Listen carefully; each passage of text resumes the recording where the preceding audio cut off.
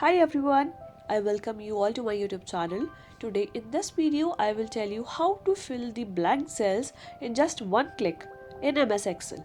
So let's begin. First of all I will open MS Excel. See, I have already created a list of students with their marks in English, Maths and Science, and the cells which you are seeing it blank, they are absent in those subjects. Blank cells are indicating that student is absent in one or more subject. If I write absent manually in each cell, it will be time consuming. So now what I will do, I will select the cells B, C and D as follows.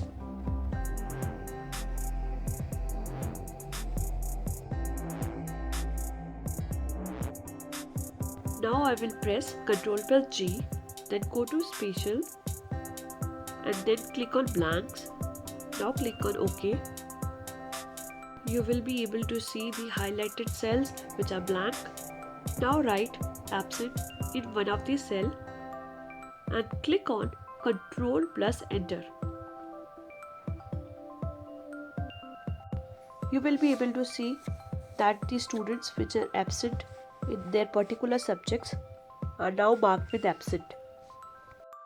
If you like this video, hit like, share and subscribe too. Thanks for watching.